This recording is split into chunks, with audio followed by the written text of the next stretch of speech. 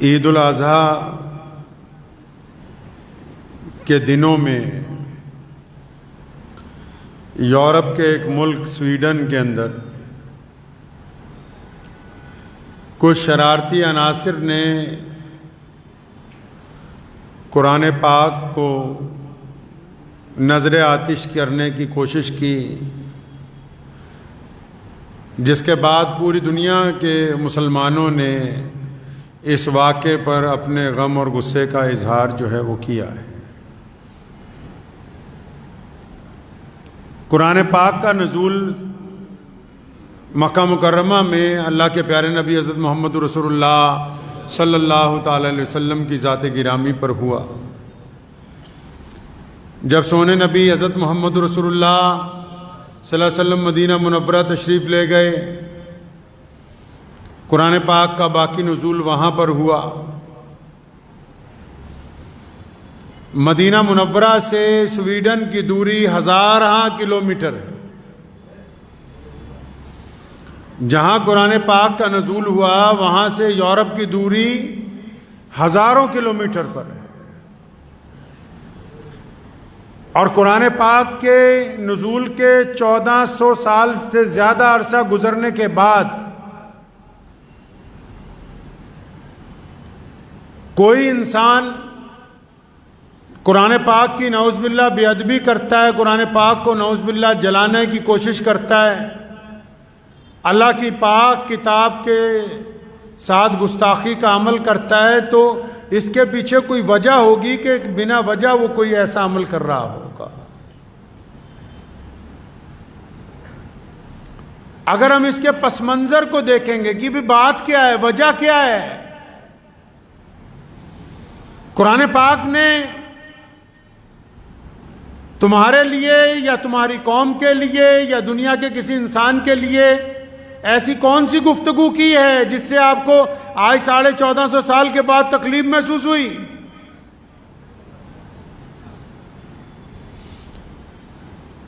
کسی بھی بات کی کوئی وجہ ہوتی ہے، اس کے بغیر وہ چلتی نہیں ہے۔ پہلی بات تو یہ سمجھ لیں کہ 1450 سال کے بعد سویڈن میں، کبھی ڈنمارک میں، کبھی امریکہ میں، کبھی دنیا کے کسی نہ کسی ملک میں قرآن پاک کے خلاف گنتی کے چند لوگوں کی طرف سے بے ادبی کی کوشش کرنا اس بات کی زندہ دلیل ہے کہ قرآن نے کہا کہ اللہ تعالیٰ نے یہ کتاب سارے عالم کے لیے بھیجی، اللہ نے رسول اللہ کو سارے عالم کے لیے بھیجا، تو اس کا دائرہ پورے عالم میں پھیل چکا ہے۔ اب جب پھیلا ہے تو جن کے دلوں کو راحت پہنچنی تھی پہنچ رہی ہے، اور وہ جو انسانوں کو تکلیف پہنچانا چاہتے تھے ان کو قرآن پاک سے تکلیف محسوس ہو رہی ہے، کیونکہ اللہ تبارک و تعالیٰ نے اس کتاب کے ذریعے انسانوں کو جینے کا ڈھنگ سکھایا ہے۔ ہمارے ہاں تو کچھ لوگ سمجھتے ہیں نا کہ قرآن خانے کی کتاب ہے، بس دکان کھولیں گے، مکان بنائیں گے، بچہ پیدا ہوگا، باپ مر جائے گا، گھر میں ماں کا انتقال ہو جائے گا، کوئی کام کرنا ہوگا تو بس 15-20 مولوی اور بچوں کو بلاؤ، قرآن کہانی کروا لو۔ ہم سمجھتے ہیں قرآن اس لیے ہے، لیکن جو زندہ دل لوگ ہیں پوری دنیا میں اللہ نے جن دلوں کو منور کیا ہے، جو انصاف کو سمجھتے ہیں، جو رحم دلی کو سمجھتے ہیں، جب وہ چاہے کسی بھی قوم سے تعلق رکھتے ہوں، جب وہ قرآن کو پڑھتے ہیں تو اس بات کی گواہی دیتے ہیں کہ بلا شبہ اللہ اپنے بندوں سے محبت کرتے ہیں، اللہ اپنے بندوں میں برابری چاہتے ہیں، اللہ اپنے بندوں کے لیے مہربان ہے۔ رنگ ڈھنگ سکھائے جینے کے، ورنہ کوئی کیوں 1450 سال کے بعد قرآن جلائے گا؟ جو انسانوں میں فرق کرتے ہیں، جو انسانوں میں اونچ نیچ کرتے ہیں، جو انسانوں کے درمیان ذات اور برادریاں لے کے آتے ہیں، جو انسانوں کو رنگ اور نسل کے بھید بھاؤ میں بانٹنا چاہتے ہیں، ان کے سامنے جب قرآن کھلتا ہے، جب یہ پتہ لگتا ہے کہ رسول اللہ نے تو کہا ہے کہ امیر غریب گورا کالا سارے ایک برابر ہیں،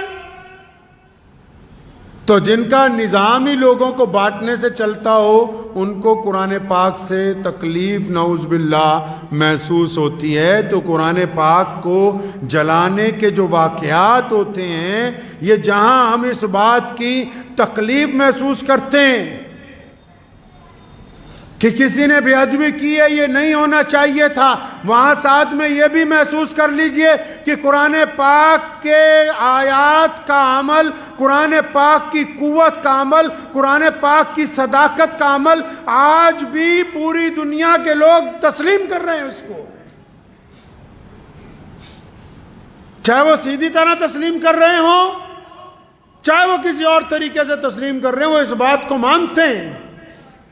کہ کائنات میں اگر کوئی کتاب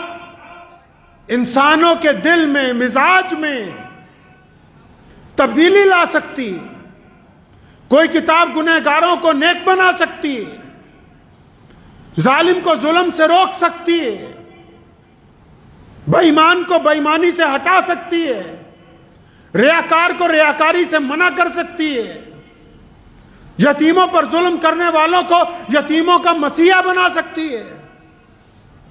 لوگوں کو توڑنے والوں کو لوگوں کو جوڑنے والوں میں تبدیل کر سکتی ہے. تو یہ کتاب اللہ تبارک و تعالیٰ کی کتاب قرآن پاک ہے جو محمد رسول اللہ صلی اللہ علیہ وسلم کے ذریعے ہمیں عطا کر دی گئی ہے. اگر قرآن پاک کو جلا دیا جائے نعوذ باللہ تو کیا قرآن پاک کا پیغام ختم ہو جائے گا؟ کیا قرآن پاک دنیا سے نعوذ باللہ ختم ہو جائے گا؟ اللہ نے وعدہ کیا ہے اس کتاب کا کہ جب تک دنیا ہے یہ کتاب قائم رہے گی. جب یہ کتاب نازل ہوئی، اقرا بسمی کہا گیا کہ پڑھو اپنے رب کے نام سے، اس پہلے دن ابو جہل نے اور سارے مکے کے بڑے بڑے چودھریوں نے کہا کہ ہم نعوذ باللہ محمد رسول اللہ کی بات کو چلنے نہیں دیں گے. تو اس وقت قرآن کو ماننے والے کتنے لوگ تھے؟ اس وقت قرآن پاک کو ماننے والے صرف محمد رسول اللہ صلی اللہ علیہ وسلم تھے. اور دوسری طرف کون تھا؟ دوسری طرف مکے کے سارے حکمران تھے، ساری برادریاں تھیں، سارے چودھری تھے، سارے بڑے بڑے اس دور کے اپنے آپ کو کہنے والے بادشاہ تھے، بڑے بڑے قبیلوں کے سردار تھے. اور انہوں نے نعوذ باللہ مخالفت شروع کی پیارے نبی حضرت محمد رسول اللہ کی اور قرآن پاک کی، نعوذ باللہ کہ ہم نہیں اس کتاب کو مانیں گے. 1450 سال کے بعد مخالفت کرنے والے کہاں ہیں اور قرآن کہاں ہیں؟ قرآن آج چاند اور سورج کی بلندیوں سے زیادہ کائنات میں اوپر ہے. اگر کوئی اس کی طرف منہ کر کے تھوکنے کی کوشش بھی کرتا ہے تو تھوک واپس اسی کے چہرے کے اوپر آ کے گرتا ہے. یہ اللہ تبارک و تعالیٰ کی کتاب کا معجزہ نہیں ہے تو اور کیا ہے کہ ہر رنگ اور نسل کے لوگ، ہر زبان اور خطے کے لوگ اس کتاب کو آج سینوں سے لگائے ہوئے ہیں، چاہے وہ گورے ہیں، چاہے وہ کالے ہیں، چاہے وہ امیر ہیں، چاہے وہ غریب ہیں، چاہے وہ دنیا کے کسی ملک میں رہتے ہیں، کسی نسل سے تعلق رکھتے ہیں. وہ قرآن پاک کو اپنے لب و لہجے میں، اپنی زبان میں پڑھتے ہیں، اپنی زبان میں اس کا ترجمہ کرتے ہیں اور قرآن پاک کے مطابق زندگی گزارنے کی کوشش کرتے ہیں. سویڈن میں جس نے قرآن جلایا اس کو تکلیف یہ نہیں ہے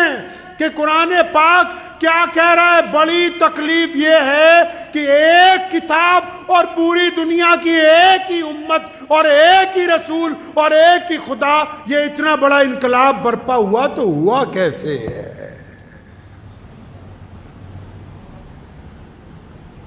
قرآن پاک کو اگر کوئی جلائے اور آپ اس سے بڑی دور ہوں تو کیا کریں گے؟ ہم ہزاروں کلومیٹر دور ہیں. اگر ہمیں پتہ لگے کہ ہمارے قرآن پاک کی بے ادبی کی گئی تو ہم عہد کریں کہ ہم نے اپنے بچوں کو قرآن پڑھانا ہے. ہم نے قرآن پڑھنا سیکھنا ہے، ہم نے قرآن پاک کا ترجمہ پڑھنا ہے، ہم نے قرآن پاک کی تقسیم کرنی ہے، ہم نے قرآن پاک لوگوں میں بانٹنا ہے، ہم نے قرآن پاک مسجد میں اس کی تعلیم شروع کروانی ہے، ہم نے اپنی بہو بیٹیوں کو قرآن پڑھانا ہے۔ آؤ جتنا مرضی قرآن کو جلا لو، ایک دو نہیں، کروڑوں مسلمان ایسے ہیں جن کے دلوں میں مکمل قرآن پاک محفوظ ہے۔ قرآن کو دنیا کی کوئی طاقت ختم نہیں کر سکتی۔ نعرہ تکبیر! نعرہ تکبیر! ختم نبوت! ختم نبوت! نعرہ تکبیر! تو اب سویڈن سے اتنی دور بیٹھے ہم لوگ اگر تکلیف محسوس کر رہے ہیں تو جہاں احتجاج درج کروانا ہے، جہاں اس بات کا اعلان کرنا کہ یہ غلط ہوا ہے، جہاں ان کی حکومت کو یہ پیغام بھیجنا ہے کہ ایسی گستاخیاں مت کرو، اس کے ساتھ ساتھ خود بھی قرآن کا داعی بننا ہے، اپنے بچوں کو قرآن پڑھانا ہے، اپنے گھر میں صبح شام قرآن پاک کی تعلیم دینی ہے، ہم نے قرآن پاک کو ترجمے کے ساتھ پڑھنا سیکھنا ہے، ہم نے قرآن پاک کی آیات کو لکھ کے اپنے در و دیوار پر لگانا ہے تاکہ اگر کبھی وقت آئے تو قرآن کو جلانے والے اس بات کو محسوس کر سکیں کہ چند پنوں کو جلانے سے خدا کی کتاب کو ختم نہیں کیا جا سکتا ہے۔ تو یاد رہے گا انشاءاللہ تعالی کہ ہم نے خود قرآن پڑھنا ہے، خود قرآن پڑھنا سیکھنا ہے، قرآن کی آیات کو سمجھنا ہے، قرآن کے احکامات کو سمجھنا ہے اور قرآن پاک کو اپنی زندگی کے اندر شامل کرنا ہے۔ دعا کیجیے اللہ تعالی ہم سب کو قرآن پاک کا داعی بننے کی توفیق عطا فرمائے۔